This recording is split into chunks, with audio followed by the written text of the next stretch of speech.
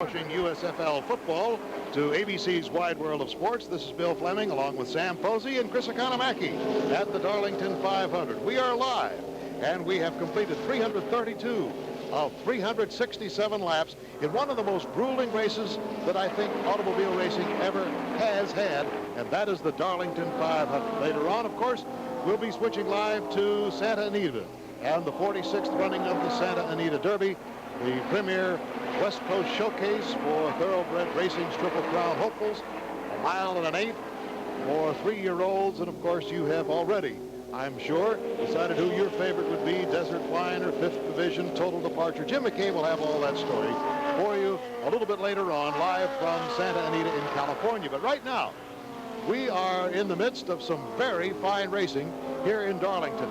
Darrell Waltrip, the leader, and Jeff Bodine, who has never won a Grand National NASCAR race, is in second place. Waltrip, who is the defending Grand National champion on the NASCAR circuit, has had a drought this year. In 4 races, he hasn't come up with anything in the first, second, or third. But it hasn't been easy for Darrell. As a matter of fact, Darrell started well back in the, well, actually started in second place, but dropped well back in the pack and then came back in a comeback, because the start of the race was a rather disastrous one. Tim Richmond was the pole sitter today, and he had the lead going into the first and second turn. Then as he went down the backstretch, the engine blew. Just as he went into turn 3, oil was going everywhere, particularly all over the rear tires. He could not control the car, although he tried valiantly to do so. It got sideways. Terry Labonte in car number 44 came up behind him and T-boned him right about here. Then there were 4 or 5 other cars involved as the car was hit right here on the very first lap. That put Richmond out and put Labonte out, and from that point on, even though nobody was hurt, it had been a rather frightful experience for both of them. But from that point on, it was anybody's race. And right now, it's Darrell Waltrip in the lead. Jeff Bodine in second, Harry Gann in third, Mark Martin in fourth, Ricky Rudd in fifth, 1 lap down. We'll be back for more live action in a moment.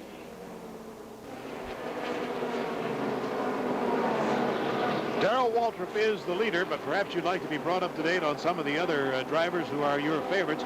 Richard Petty is out of the race. He blew an engine about 20 laps ago. Kyle Petty, his son, is also out of the race. I mentioned Richmond and Labonte.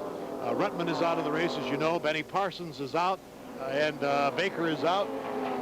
But hanging right in there is Neil Bonnet, who is in 9th place in car number 75, the leader of the Grand National Circuit for 1983. And there is a view from inside of his car in that remote-mounted camera.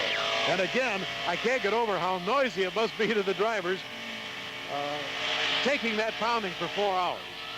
Not only noisy, but of course there's an enormous amount of physical strain, and particularly, Bill, on this racetrack, Darlington, mental strain. You can hardly see out of the car at this point. This is our camera that shows Neil at work in the cockpit there, but the camera that looks out the front of the car shows you that at this point in the race where they're, at this point in the race, where so many engines have blown. There's been a lot of oil around on the track. There's Bodine, currently running in second. He's just come back out of the pits, which leaves Waltrip even further ahead. As I was saying, at this late point in the race, a lot of oil is streaking on the windshield, and we can see it from that shot. Well, that stop by Jeff Bodine in the pits enabled Harry Gann to move up into second place. Mark Martin, a name you haven't heard too much of before, is in third place. Bodine is in fourth. Darrell Waltrip finished 23rd in the race a year ago, so he has some thoughts about this year's race, and he recorded them with Chris Economaki earlier. We're off to a poor season, but here at Darlington, you got a great qualifying lap in. Is that because of the mystique of Darlington? I've always qualified well here at Darlington. I've always raced well here at Darlington. I've started on the front row a number of times, and I've won my first super speedway race here. I think it does have something to do with the adrenaline really flows the minute you ride into this old racetrack. It's tradition. It's what the sport's all about. just something about coming to a place where all the great drivers that have ever raced a stock car have raced at one time or another. I think that's pretty well put. I should mention that Darrell thought perhaps this would be his year, as you noticed in that graphic that we showed you. This is the Rebel 500. That's what it's always been called, but because it has a commercial name this year, we are calling it the Darlington 500, but it's the old Rebel race that he won on odd-numbered years. So he figured 77, 79, 81, 83's got to be my year, and who knows, maybe numerology will take over. As I mentioned a year ago, he finished 23rd, but he did break the qualifying record, as did Tim Richmond and two other drivers, the old mark of Benny Parsons. So they broke it by a mile and a half, mile an hour. Here's Harry Gant coming in, car number 33, the second place car. That'll move Bodine back up into second place behind Waltrip. But keep in mind, Waltrip, I believe, is going to have to still make that stop. He will, Bill. I was just going to say that for all the leaders, and that was a very fast stop.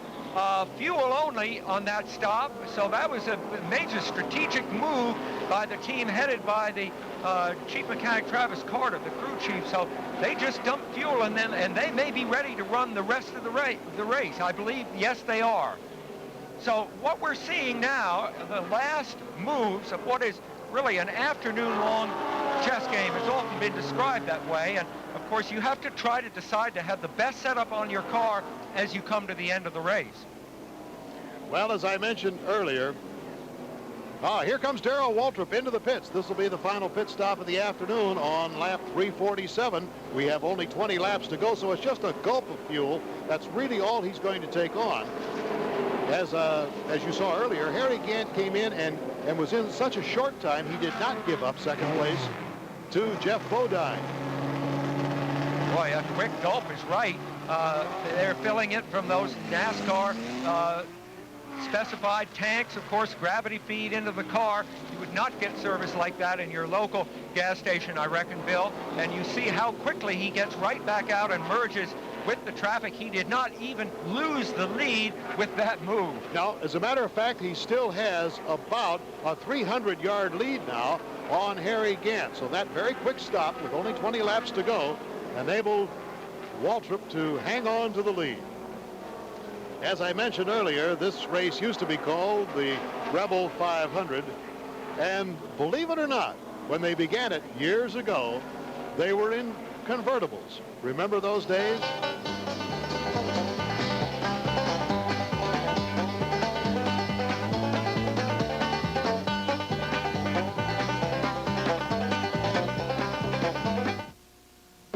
With his hands on the steering wheel of car number 11 is Darrell Waltrip of Franklin, Tennessee, 36 years old.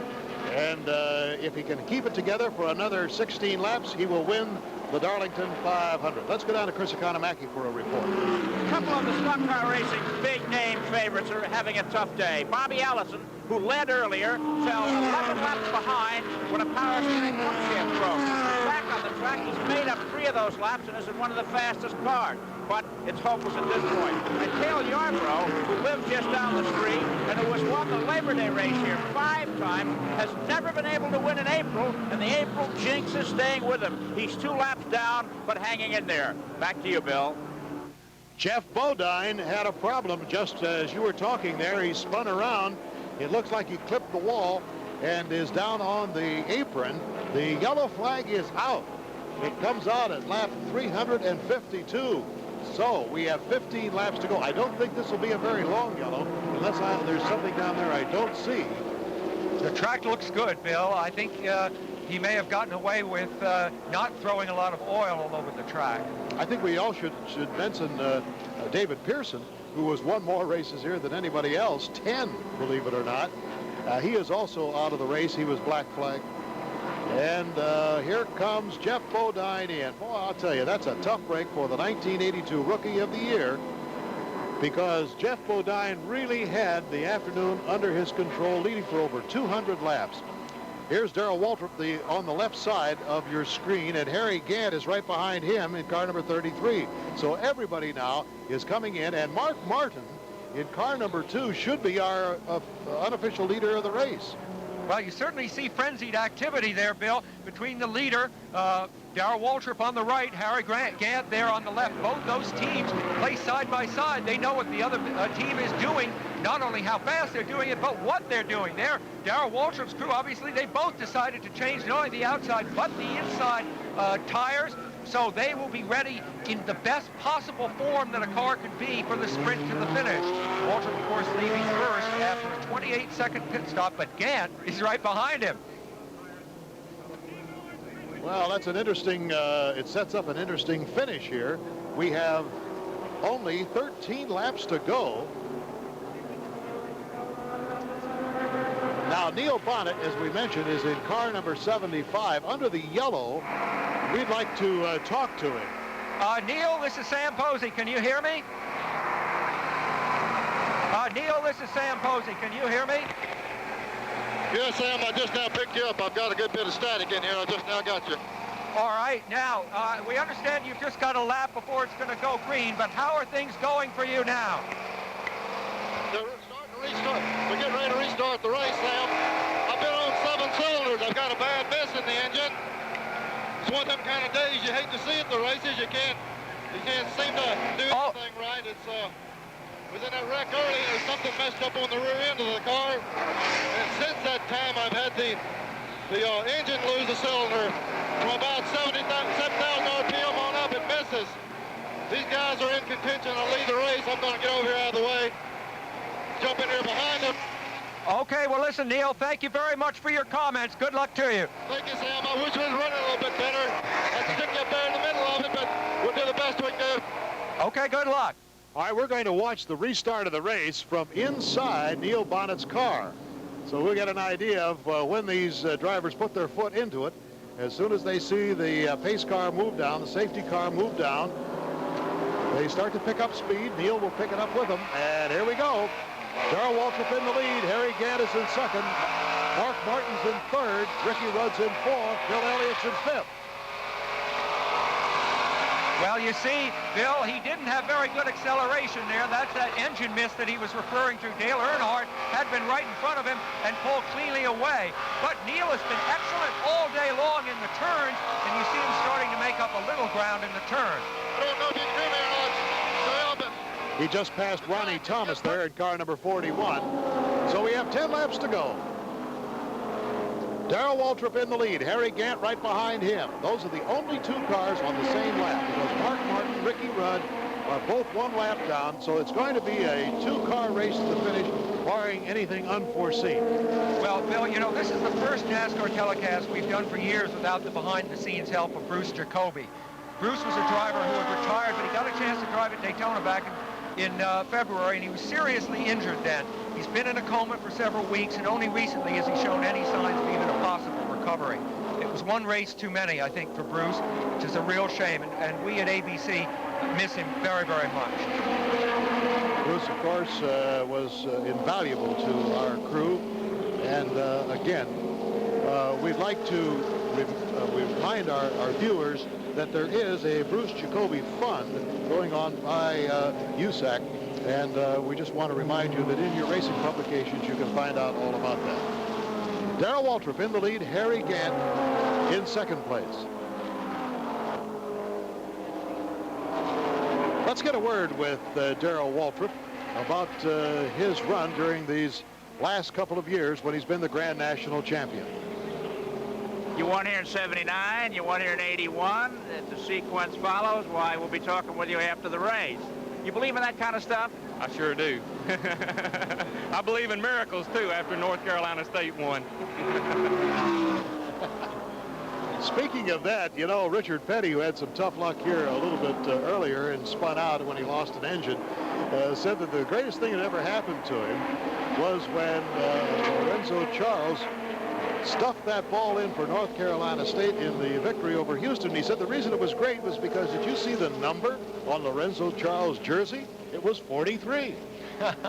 You know, none of us who have driven, Bill, I think, like to admit that we might have some superstitions. I mean, if you allowed yourself to develop that kind of thinking, you'd be in for a lot of trouble. But I think deep down, everyone does. I mean, whether you admit it even to yourself or not. Darrell Waltrip from Franklin, Tennessee, 36 years old, the 1981 and 82 champion on the Grand National Circuit, has had 0 pole positions this year, and the best finish, a 3rd at Rockingham. But it looks like he's going to pull it in. Well, so far, but Harry Gant, Bill, is not that far behind. And Harry, of course, broke his long drought. You see the relationship there with Waltrip on the left and Gant on the right. I wouldn't say this is over by any stretch of the imagination, especially because the narrowness of the track that I mentioned earlier means that any incident that involves a slower car can suddenly jeopardize the situation that the leaders face. Well, Harry Gant has had a lot of experience. He's 43 years old. That's 7 years older than Darrell, and he won his first Grand National race in 1973. And it looks like he may be closing up just a little bit. Now, the key, as we're thinking ahead to what might happen at the finish, should it be close, remember the emphasis here is on being the leader as you go into the last few laps. Waltrip told me this morning that that's what he wanted, where he wanted to be. He was out front. And that's because with the track being as narrow as it is, it's very hard to overtake. So Gant right now, first, of course, he has to close the gap, but then, critically, he will have to try to figure out some way to get past Waltrip. Notice that wind, too. The flag's blowing. That can't make the job of driving any easier because it is a crosswind, blowing across the track. Well, where it's dangerous is that it's blowing him into that dangerous turn number 4. All right, 3 laps to go now. Waltrip has a 0.99 second lead. In other words, not 1 full second on Harry Gant. And you can guess what Darrell is thinking and doing right now. He's looking ahead of him. I talked to Buddy Baker about the strategy in the last minute. He said, it's not what you think you want to do. Now, Gant is a lot closer, Bill. He said, it's not what you would like to do on those last laps. You check off a list. And look at Gant catch him suddenly. Bill, now Waltrip. He's got him. Waltrip must have some kind of a problem because Harry Gant just blew him right off down the main straightaway, and everybody is standing up and screaming. Can you believe that? I'll tell you, even though Darrell is the Grand National champion and has won twice, he is not overly popular with the fans, but Harry Gant is an extremely popular driver because he's kind of the underdog. And the word is here in the booth is that Darrell may have some ignition problems. Well, what a thrill for Harry. There's the white flag, only 1 to go. Suddenly, to have that dramatic development occur for him. Harry Gant has had a 5th place finish at Richmond and Rockingham this year. Those are the best finishes he's had. But wouldn't this be a very welcome victory for him? 133 Grand National NASCAR races and 2 victories in all of those years. And Harry Gant is on the verge of winning one of the toughest of them all, the Darlington 500. And here he comes. The checkered flag is out for him. Look at this crowd. They're going bananas. And Bill, he wins it by 1.04 seconds over Darrell Waltrip. And he only led those last 2 laps. So that's called placing yourself in the right place at the right moment. It'll be interesting to see now if anything really was wrong with Darrell's car, whether Harry Gant pulled some horsepower out of someplace and was able to blow right on by him, because he did right down the main chute. So that is the 3rd victory for Harry Gant in 134 races. And, of course, the first victory this year. And it is a very popular victory, I might add, as far as the crowd is concerned. Harry Gant is so far this year has had 4 starts, no wins.